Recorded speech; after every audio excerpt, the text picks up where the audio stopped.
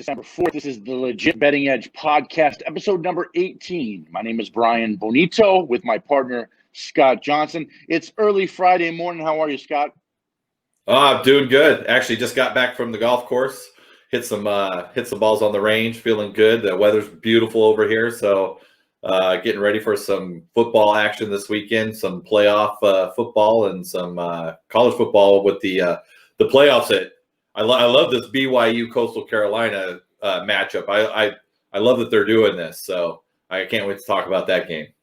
Yeah, I love that too. It's good. I think a few schools have been really flexible and really just kind of able to reschedule some things. Kudos to those schools. To the other ones who don't and want to stop, maybe other schools from getting into the tournament or the playoff or whatever. Bad for those schools. How can they find you on social media, Scott?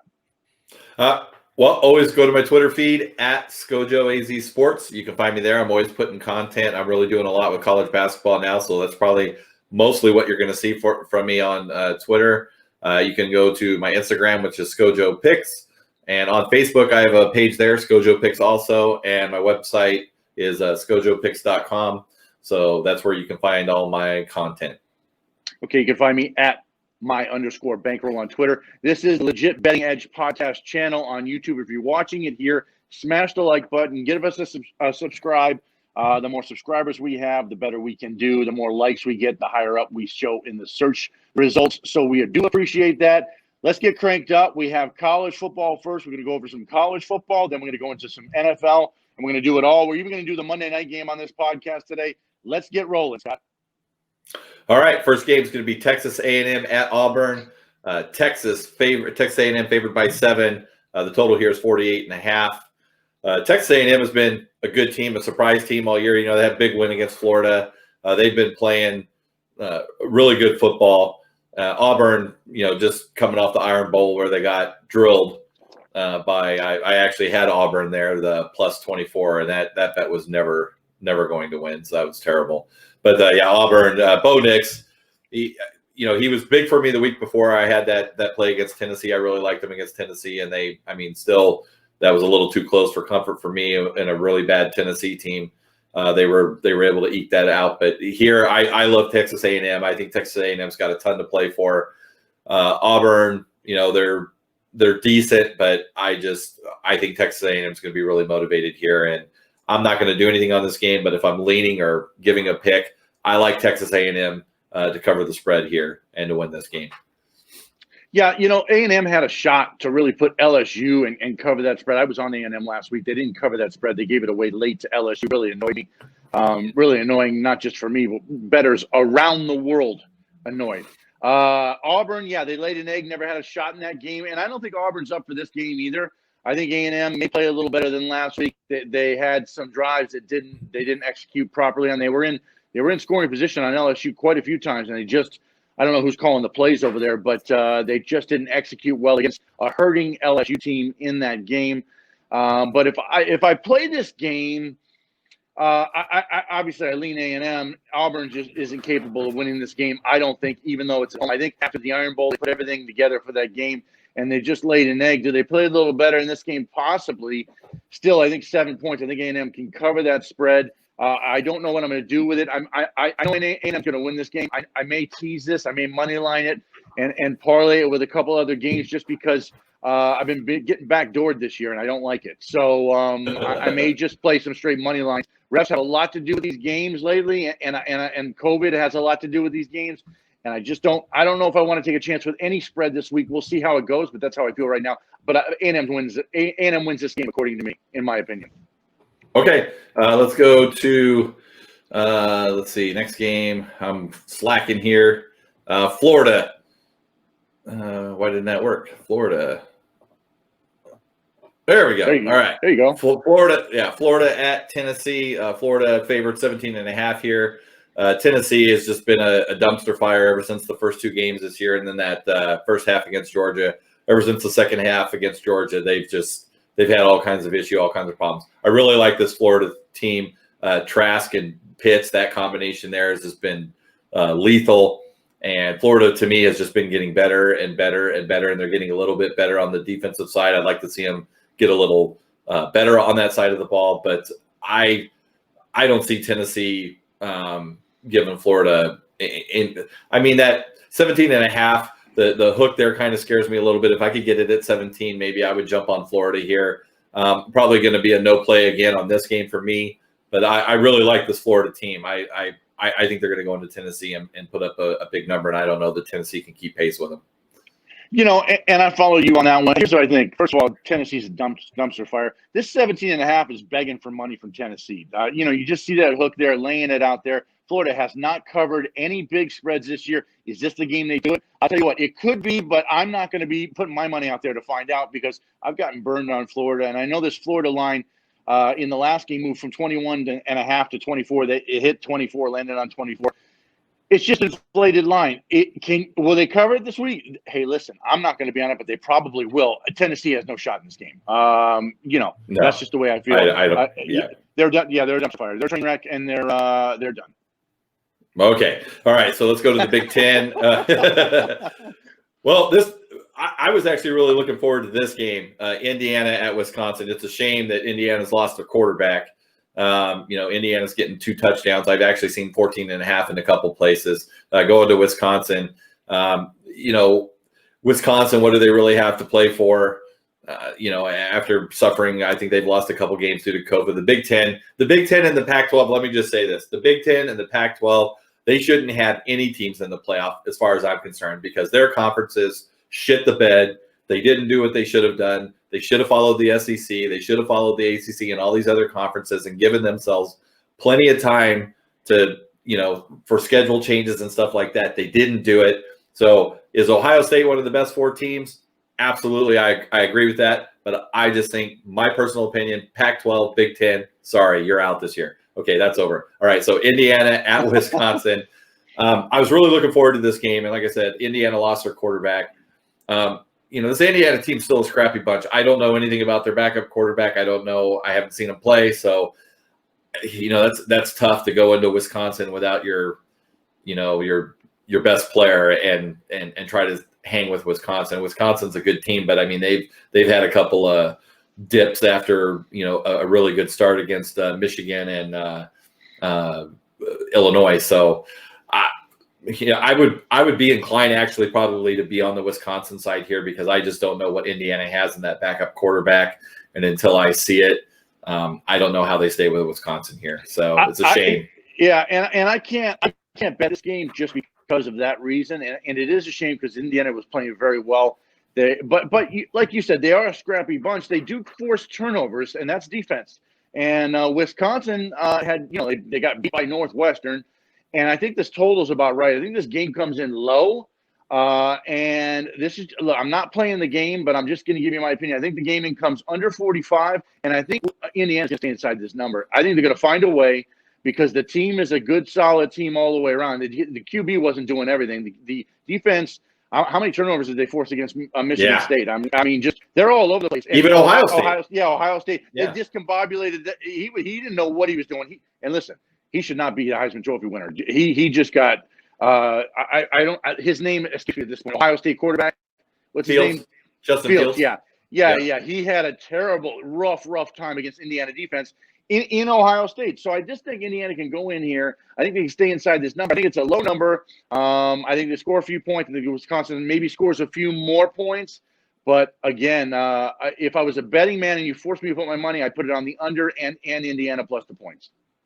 Okay. Well, this is my favorite game of the week right here. BYU at Coastal Carolina. And like I said, props to both of these teams for making this happen because they both need to bolster their resume because they're not moving at all, even being undefeated. And I think this is a really good move for BYU. This is probably the best game that they could find out there. And this Coastal Carolina team is a good team. But I just think BYU is being disrespected. I would love to see BYU be able to get into this playoff. I think they're that good up front. The offensive line, the defensive line, these guys just maul people. And, their quarterback is elite. And, can they beat Clemson and Ohio State and teams like that and Notre Dame? Absolutely. I think they could beat Notre Dame. But Clemson and Ohio State and Alabama, they probably can't play with those teams. I don't know, but I'd love to see it. So I think BYU is going to make a statement in this game. That's the side I'm on. I actually have already bet this game. I love BYU. I think BYU is going to run it up on Coastal. I mean, Coastal Carolina is a good team. Don't get me wrong. I've watched them play. They've made me money this year. I really like this Coastal Carolina team, but I think BYU got this game for a reason. They're going to be up. They're going to be pumped, and they need to make a statement if they're going to have any shot at all. So I'm big time on BYU here. I love the BYU side here. Coastal Carolina, can they win the game? Wouldn't surprise me. This team is a scrappy bunch. So, but I really love this BYU team, especially their offensive and defensive line. So I'm all over BYU in this game. Well, and playing this in South Carolina, so you're gonna have Coastal fans there. But if they let anybody in the stadium, I'm sure they will. Just to be half filled, a quarter filled, whatever. 10 points is a lot, though. I love BYU. I love Coastal. I think they're both rock solid teams from top to bottom. They both covered almost every spread each. This is going to be a fun game to watch. This is the game of the weekend. Game day's out there, for Christ's sake. So, but I'd be tempted, and I haven't bet this game, and I probably won't because I just don't know enough. But I'd be tempted to take double digits with Coastal. I think BYU wins the game. I think it comes down to the fourth quarter, late in the fourth. I think BYU edges Coastal, but Coastal's just playing very well lately. I mean, they destroyed App, and they didn't have a letdown after they destroyed App State. So, they didn't cover an 18-point spread for me a few weeks back. They only beat the team by 17. I think it was UAB, whatever it was. But, they're a solid team, and BYU's solid. This is just a great game to watch from two schools who normally don't get much pub, especially Coastal. And look, this is pure entertainment. If you're not in front of your TV watching this college football game on Saturday night, then you're not a fan of college football. That's all I got to say about that. All right. So we got another Big Ten game, Ohio State, Michigan State. I put Ohio State in here. I mean, I don't think this is going to be a really fun game to watch. I think Ohio State's the better team and probably goes and mauls Michigan State in this game. But, I'm sure I actually saw it because you retweeted it. But what Kirk Herbstreit said on the Top 25 show, where he was talking about Michigan. I don't know that Michigan doesn't want to play the game because they're scared of Ohio State, or even that they, want to keep their rival away from. Let me tell you this: if Michigan bows out of that game, they're going to find another game for Michigan State or for Ohio State. They're going to figure out how to get Ohio State into the Big Ten championship. Absolutely. Or they'll change the rules, one or the other, because the Big Ten wants Ohio State in the college football playoff. So I understand what Kirk Herbstreit was saying. He apologized, but I don't think he's far off. I don't know that. I mean, I can't imagine Michigan would want to do that to Ohio State, not play them. I think they would want to go in there and beat them and ruin their season, but to just not show up, I don't know. That seems kind of just really weak to me if that were the case. But anyway, Ohio State, I think they're going to go into Michigan State, and I know they still have some COVID. I don't think the coach is going to be there, right? May, I think he's still out. He's not going to be on the sideline. I think they've got a few players out, but Ohio State's deep. They're not going to be missing any of their weapons, I think, in this game. So, and Michigan State is just, they've been. I don't know if they're going to go through a coaching change or what they're going to go through this year, but they need to change something there because they've been going downhill the last couple of years, and I don't see them, even putting up any kind of stink here versus Ohio State. I'm not gonna play this game. I wouldn't bet this game at all, but I think Ohio State rolls here. Yeah. I mean, you have Ohio State plus 24. We know it's minus 24 on here. I just don't think that. I'm with you. I can't bet Ohio State just because they're unreliable. But you can't side with Michigan State because they're terrible. So you have unreliable versus terrible. I don't think Ohio State wins the playoff. I think they get in possibly just because they're undefeated.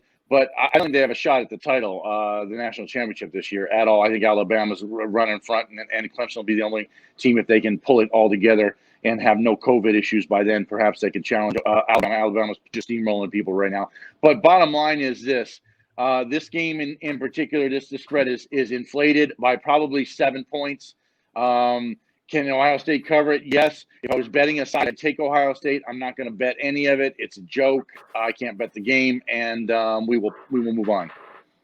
Yeah, and then so we're going to go into the NFL, but before we go there, so your top 4 teams right now are Alabama, Clemson, Notre Dame, and Ohio State. And the way they've got it set up right now, 1 plays 4, 2 plays 3. So you've got Alabama, Ohio State, and you would have Clemson and Notre Dame playing again, for a third time because they're going to probably face each other in the ACC championship game. So I don't think the playoff. I mean, obviously Clemson or Notre Dame is going to have to lose that game. So I think whoever loses that game is going to end up at 4, and you're going to get Ohio State facing the winner of that game. But let me ask you: if Notre Dame is able to beat Clemson for a second time, does Clemson make the playoff?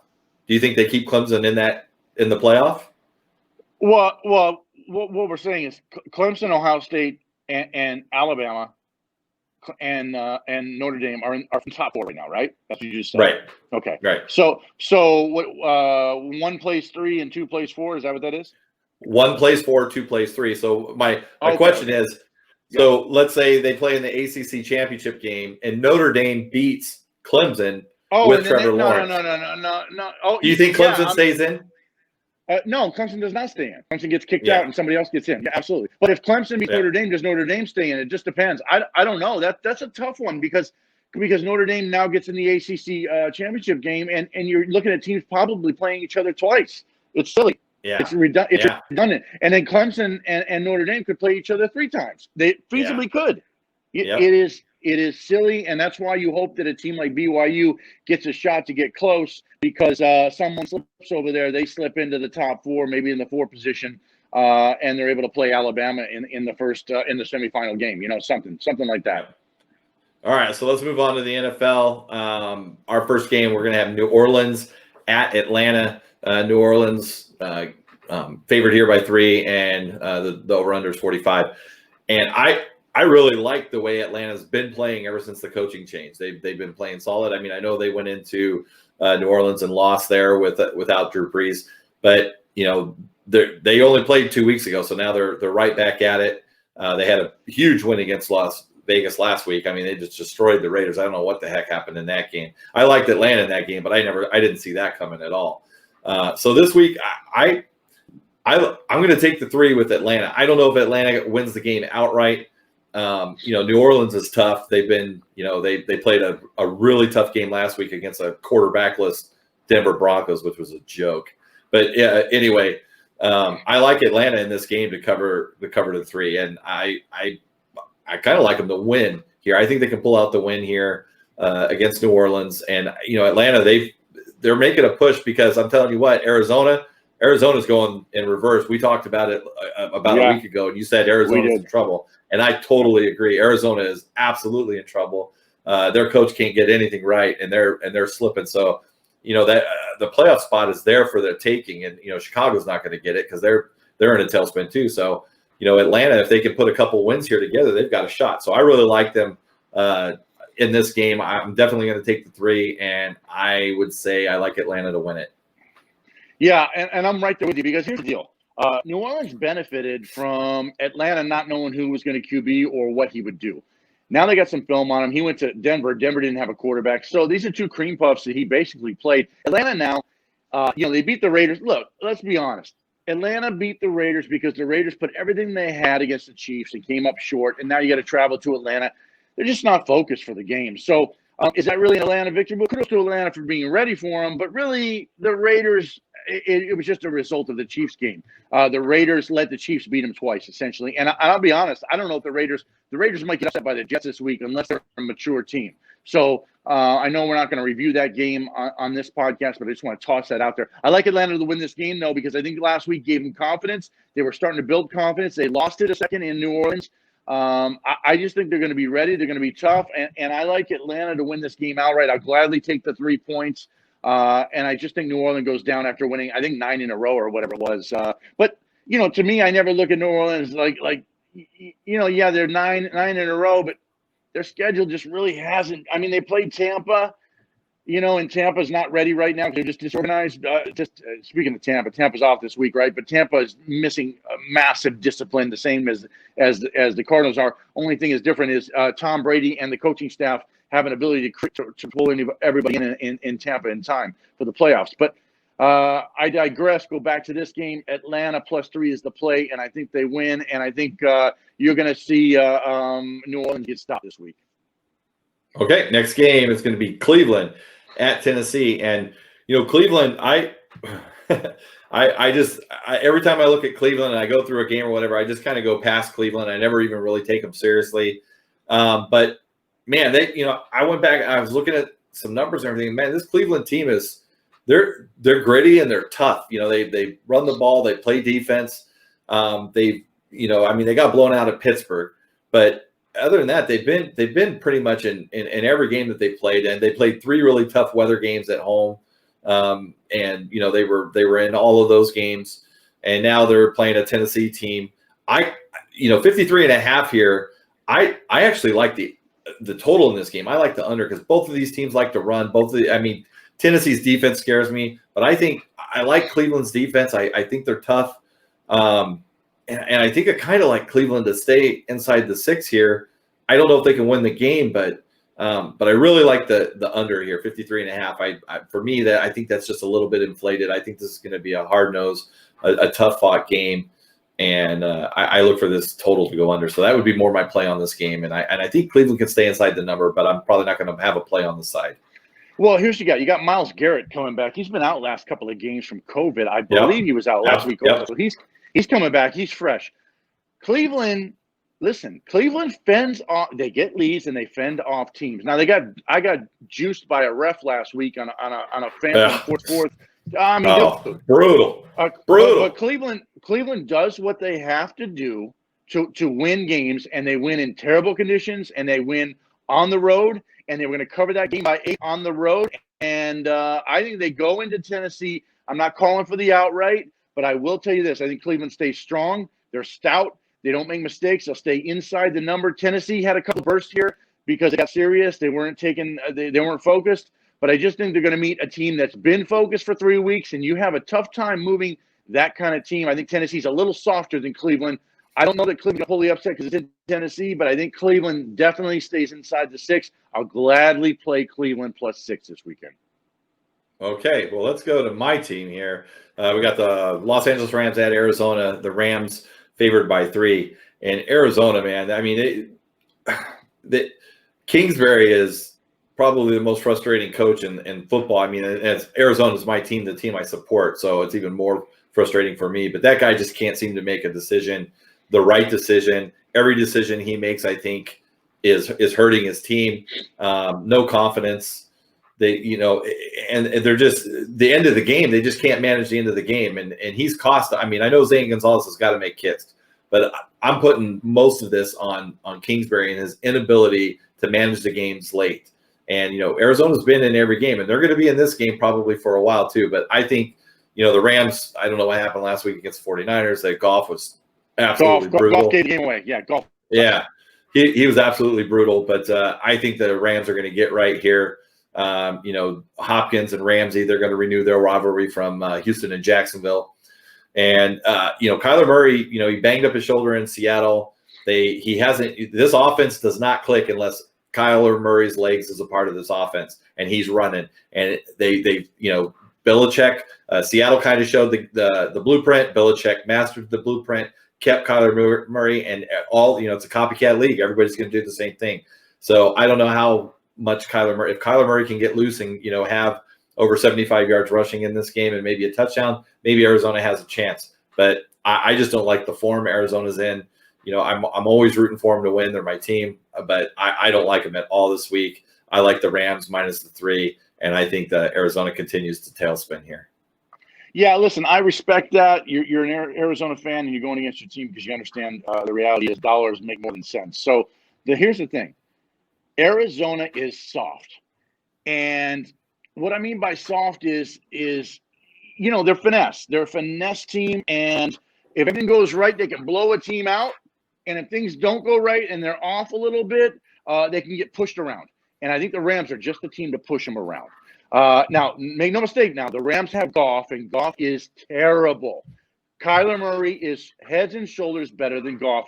The rest of the Rams team is more stout, hard-nosed, and they put in more work than the Cardinals. Cardinals wait around for Murray to do something and put a lead in their hand. The Rams defense takes initiative. You have the Rams wideouts are tough too. Goff is the only weak point of the Rams right now. If the Rams had Tom Brady, they'd win every game. So, but now Goff hands pick sixes off like they're somebody else, like he's looking to give the other team. And it's terrible because McVay said, he called him out last week. He said quarterback's got to take better care of the ball. I think he will this week. I think last week was a byproduct of golf avenging the Super Bowl loss to Tom Brady, and everybody telling, "Oh, you got him, you come back," and it's in his head. And golf, listen, golf is not the kind of guy who can rely on talent alone. You got to stay focused, my friend. But I do think they go in Arizona. They win by 4, is what I think. I think the Rams win by 4. What I'll probably do is I'll probably money line the Rams in with another game just so I don't have to pay the teaser price. And I won't play the 3 just because I'm scared Goff is an idiot and may screw up my bet. But I do trust in the Rams defense, and I think that McVay will at least for a week, Goff will be less turnover prone. So I think the Rams money line is the best play here. Okay. Moving on. By the way, I do see a 24. I see a 24-20 final score on that last one. So I do think the under is a good lean on that also. Okay. Next game is going to be Philadelphia at Green Bay. Philadelphia coming off the Philly special part 2, where they just screwed everybody. I was watching. I had that 6.5, brother. Yeah, I was watching college basketball that whole day, so I didn't have anything on the game at all. So I just kept flipping back and forth, and then all of a sudden Twitter blew up, and I'm like, oh my god, I gotta see what happened. And then I see the end of that game, and then going for 2, and I was just like, oh my god, that's just. I mean, what do you do? I mean, if you're holding one side, you're ecstatic, and if you're holding the other side, you're just crazy. But yeah. So anyway, but this Philadelphia team, man, I can tell you what I hope happens in this game. I hope Aaron Rodgers throws 13 touchdown passes, and they just kill Philadelphia, and they just go away. I'm sick of Philadelphia. I can't stand this team. They burn me all year long. I don't think I've won one game on them. I always get it wrong with these guys. And they just Carson Wentz, man. I don't know what's going on with him. He's got some of his weapons back. He's got his running back. He's got Alshon Jeffrey. I saw a couple plays where he's not seeing the field at all. I don't know if you watched that whole game, but there was a play where Alshon Jeffrey was just if he just gets the ball out of his hand, they've got a touchdown. He's just not seeing anything, and he's holding the ball way too long. He's getting hit. He's making mistakes. So Carson Wentz, I mean, I don't know what they lose by putting Hurts in and see what you got like the last 2 or 3 games here. I mean, I know you're paying him a god-awful amount of money, but he's looked absolutely horrible. So I don't know what's going on there. But I like Green Bay. Green Bay, they're another team that, like Jacksonville, you think they're going to just – I mean, I know that was a bad weather game, but, they should have trounced Jacksonville, and Jacksonville stays in that game. I just see them – they should beat up – now, Philadelphia's defense is legit. Those guys play it is legit. Yeah. They play their asses or butts off. Sorry, they play their butts off, and they keep that team, but their offense just cannot help them out. So 8.5. I don't like it over a touchdown here. I think Green Bay is going to win the game, but I can't take Green Bay minus 8.5. I'd love to see Green Bay just like I said, rout them here, but I don't think the Eagles defense will allow that to happen. But I think Green Bay gets the win here. I don't think the Eagles can score. So I probably lean a little bit on the total here, going under. But that's right. If I was gonna play anything here, I'd probably be on the under in this game, and I would leave the side alone. You got Devontae Adams. He's the only real monster threat to put points on the board. Otherwise, this Eagles defense, and they just saw DK Metcalf, so they'll be ready for Devontae. And I just think that this Eagles defense, because they can still win that division, I think they'll play well at least for one more game. Now they may start to capitulate, after this game if they lose big, just because they have no motivation to play. But I think the venue change, leaving Philadelphia, going to Green Bay, I think that benefits Philadelphia. But I'll tell you what, they are a defense that can slow Aaron Rodgers down. I feel that. But Carson Wentz just can't locate receivers. You're right. I saw that replay on that play, and they had a shot for Alshon Jeffrey. Now, listen, let's be honest. Alshon Jeffrey is slow. He's not fast, dude. You get a big, fast receiver in that offense, then Carson Wentz can now he just toss balls. If he had DK Metcalf, he just tossing balls up to him like Russell Wilson does, he'd be a lot better player. I think I mean, look, Matt Ryan. I put this on Twitter. Matt Ryan has had Julio Jones for about 8 years, 9 years, however many years, and Matt Ryan can't read a defense the way that a child can't read a high school book. So when he gets in trouble, he sees Julio and just tosses it his way. And Julio's just a gigantic, fast dude. He bails him out so many times. So I think that would benefit Philadelphia if they had someone to compliment him, because Alshon he's tall, but he's nothing more than Keyshawn Johnson doing jump ball stuff. So that's my thought. I can't play this game after what happened in Philadelphia. I can't play it. I'll be interested to see the final score, see if what I thought was legit. But 8.5 is a lot of points. I just can't play the side. All right. I can't even play a money line on this game. I can't even play a money line on that game. I can't. I can't even tie that. I can't. After what happened last week, I can't do it. Well, no, and like I said, Philadelphia is that team. I mean, it does not shock me at all if they win that game, but I don't see them winning. I definitely don't trust Green Bay to cover that game. So yeah, I'm on the total under there. All right, so Denver at Kansas City. Denver getting 2 touchdowns here plus the hook, and over under 51. Denver should have some players back, some quarterbacks, but I don't know that's going to make a difference. This is a big number. Denver, it's a division game, so these teams know each other. But Kansas City is just high octane, and I think they get the job done here. They're going to win the game. I don't like the number at all, especially with the hook on there, and I don't like the total either because does Kansas City get a big lead here and then just kind of relax, and Denver scores 2 or 3 late touchdowns and it goes over. This game, I love Kansas City. I love watching them play. I think they're going to put up points. I think they're going to win this game. Probably win this game fairly easy. Do they win it by more than 2 touchdowns? I don't know. That's 2 touchdowns plus the hook there.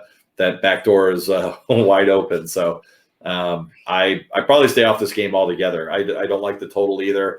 Denver struggles on offense, and the last time these 2 teams played, Kansas City, I mean, the Locke made a lot of errors. They had special teams touchdowns, and they just blew them out.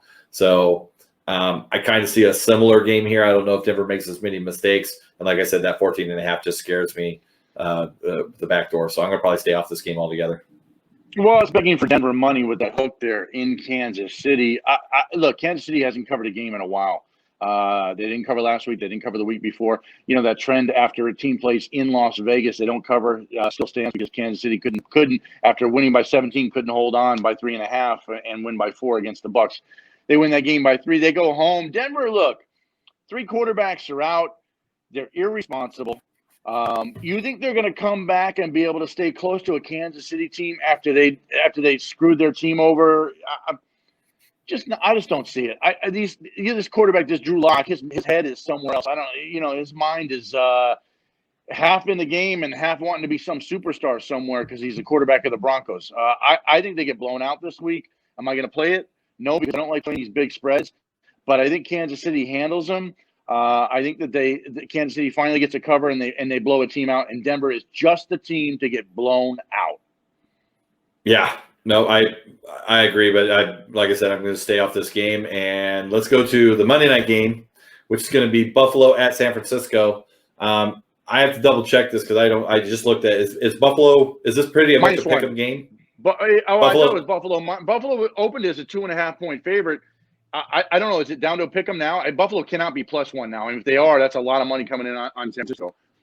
Yeah, so that's because I looked at my book and I thought that's what I saw, but I just because I forgot to add it in here, so I looked really quick at the beginning of this when we were doing it. So no problem. Anyway, so Buffalo is either -1 pick or 1. It's pretty much a pick'em game. They're right there, and Buffalo returning to the scene of the crime where Arizona beat them on the Hail Mary because right. San Francisco doesn't have a home, so they're playing it in Glendale here, and this Buffalo team, They've been up and down, it seems like, the last 4 or 5 weeks, and I can't really get a beat on them. In San Francisco, they just played the Rams, who just went to Tampa Bay and won, and now, that's a division game. San Francisco wins that game. But I really like Buffalo in this game. I mean, Buffalo's offense is legit. They're going to be able to put up points. San Francisco, I know they just, this year has been ridiculous with injuries, but they keep fighting, and all props to San Francisco, man. Those guys are battling. with everything they have, with as much as they've lost. So, a lot of respect goes to San Francisco, and now they're being kicked out of home. They're going to have to travel, and so they've been moved. That's more of the thing for me is they've had to move everything. How much time have they had to game plan and to practice and to, look at all these things. So I just think that the move and everything might be a little too much. So I like Buffalo in this game. I'd probably just play the money line here and just get Buffalo to win it outright. I think they can put up enough points here, and San Francisco just can't keep pace. So I like Buffalo in this game. Here's what I say about this. Buffalo last week played the Chargers. Chargers got 3 turnovers on Buffalo and had shots to win the game. Anthony Lynn, obviously, is offensive coordinator, doesn't know how to call the game, and the Chargers are in need of a change on that position, the offensive coordinator position. I'll say this. I think you put Shanahan in that position. I think Shanahan scores on Buffalo. So I think that the 49ers, and I think it's going to be deja vu for the Buffalo Bills. It may not come down to a Hail Mary.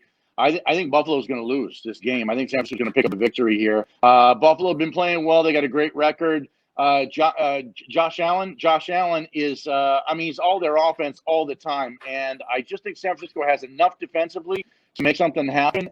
And I think that they'll figure out a way to score on the Buffalo defense. I think you had a lot of film from last week to work with because the Chargers were in scoring position quite a few times. And so I think Shanahan will beat them what they're going to try to do. I think that'll work to his benefit for his quarterback. Mullins is Mullins, right? Yeah. Mullins. Yeah. Yeah. And so that's what. So I think that and a lot of money's come in on San Francisco since they were getting 2.5 to open it. Crazy because I think the public is backing Buffalo, but there must be a ton of sharp money coming on in San Francisco, and I'm going to side with the sharp money. But I just think San Francisco wins this game 21-20, something like that, maybe by a point. I think it's a very tight game. I think it goes under, and I think Frisco will get the victory on this game. So I like the total under, and I like San Francisco in this game. We'll see what happens by Monday. I'm going to watch it. I'm not going to bet it right now. I'm going to try to catch some points with Frisco as the public begins to pound Buffalo over the weekend and come as try to get back money on Monday. That being said, I want to go to one game we don't have up here: Chargers-Patriots. I think the Chargers come home. I think Chargers come home. I think they beat the Patriots. Then they knocked the Patriots essentially out of the playoffs with a loss. I know a lot of money came in on the Chargers also. And I just think that New England got lucky at the end of that game. I think they were a little more disciplined than the Cardinals, but I think the Chargers, I think all their hard work, and yeah, they've made mistakes, but all their hard work and effort comes to a head, and I think they get a victory against New England in San Diego this weekend. Okay, I didn't look at that game. What's the line on that? Is it a 3-point game or it's a pick 'em? It's a pick 'em at this point. Oh, it's a pick 'em. Okay. Yeah. Yeah, I didn't look at that game. Yeah, the Chargers. The Chargers are the worst team in the league right now. I mean, they seem like they're in every game. They've got a quarterback for the future. I mean, that kid is a stud. He's going to be around for a long time. Joey Bosa still, the defense is still playing well. Joey Bosa said, Yeah, they're just snake bit at the end of games. They just can't seem and figure out how to win, those close games. I mean, if they win all the close games that they've been in this year and they flip, I mean, they're a playoff team. They might, be pushing Kansas City for the division. So it's been that thin for them this year, that razor thin. So yeah, I agree. I like the Chargers. I don't trust them just, because they haven't proven that they can win a game at the end. And every time I go against Bill, he beats me. So I'm not. That's a new rule for me. I just don't bet against Bill Belichick. I'll bet with him, but I'm never betting against him because I think I'm like 0-50 against that guy. So I might have to tease the 49ers and the Chargers. So Monday action there. Yeah. So yeah, I would love to see the Chargers win. I love watching them play. I actually enjoy watching the Chargers play. They're a fun team to watch, and I think they, next year if they can, shore some things up on the coaching staff and going through all these growing pains and everything, I think they might be a team next year that you got to kind of circle and watch because I think they can make some noise next year. So I'm with you. Like I said, I'm not going to bet on the Chargers just because Belichick always beats me. So I'm out. Gotcha. So, all right. Speaking of that, we're good here. That's all of our games. I hope you guys enjoyed it. Scott, one more time with the social media. Let's roll it. All right. Twitter @ScojoAZ Sports. I'm on there pretty much throughout the day. So I'm checking it, every 1 or 2 hours there. So I'm always putting stuff out, especially with college basketball going right now. So I'm in the lab all the time with college basketball. That's kind of consuming me right now. And these podcasts, we'll still be doing some football, but we're going to try, with the NBA coming on the 23rd, the schedule being released. So we'll have a lot of basketball coming. I know some of you have been sending me DMs and wanting to know if we're going to talk basketball. Brian's a really good NBA guy. He's really dialed into the NBA. He's taught me a lot about the NBA and what to look for. College basketball has just always been my best sport and what I love. I just, there's a lot of games all the time. I'm a volume better, so I love college basketball. I look at it all day long. I'm kind of a nerd when it comes to that. So we'll definitely be talking more about that. You can find me on Instagram at ScoJoPick or ScoJo Picks. My website is scojopicks.com, and Facebook, I've got a ScoJo Picks page. So that's all my social media and where you can find me. Okay, yeah, we'll just follow up because Scott is a demon when it comes to college hoops. He knows the players, he knows the refs, he knows the venues, he knows just about everything. So he is your go-to guy for the college hoops. NBA, I love it. Obviously, football, still love that.